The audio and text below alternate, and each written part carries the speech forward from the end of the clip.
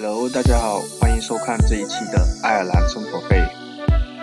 英国伦敦可说是欧洲的金融中心，可却被脱欧影响，导致许多大企业纷纷转向爱尔兰投资。如果你问我爱尔兰在哪，可能你没听说过这个国家，它就是在 UK 的左边的一个小岛。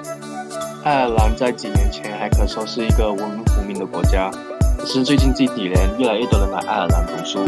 或是打工，为什么呢？是因为爱尔兰是除英国以外是唯一一个以英语为媒介的欧盟国家，这也吸引了很多大企业来爱尔兰投资。我自己是一个很好的例子，我当初拿学生签过来，原因是因为学费比英国便宜，而且我还可以学英文，毕业后还能拿到打工签证，在爱尔兰赚欧元。爱尔兰的工资很高，算是欧洲最高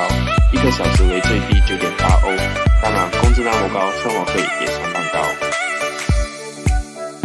都柏林是爱尔兰的首都，如果你有看新闻的话，都柏林正在面临着 housing crisis， 已经有很多人在都柏林买不起房子了。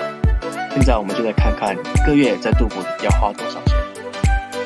我可以和你说，都柏林是全世界10大生活费最高的城市。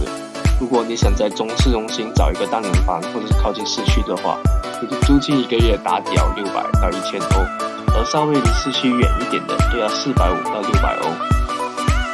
说完住的，我们再来说吃的。如果你是想省钱，每一餐都在家煮，1个星期可能会花你25到40欧左右，物价还不算太贵。只是如果你在外面吃的话，就可能会等于你1个星期的饭钱，因为基本上如果你点个菜，它的平均消费大概是15到20欧之间。说完吃的，我们来说说交通。都柏林的交通基本分为2种，一个是巴士，一个是 LOS， 然后巴士费一趟为2.5欧， LOS 一趟为2.4欧，所以每天坐的话，来回1个星期大概会花你27欧。好吧，现在我们大概来总结一下在都柏林生活1个月要花多少钱。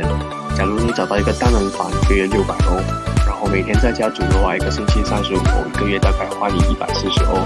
再加上150欧给自己买点东西去玩吃啥的，然后你大概1个月基本要花890欧。所以说在都柏林打工最让人头疼的就是没房租，因为你1个月赚的薪水40到50%不能交房租，可是不用怕，因为一个full time在都柏林可以赚到1600以上，然后你还是可以存到钱的。好吧，喜欢的话就点个赞吧，我们下期再见，拜。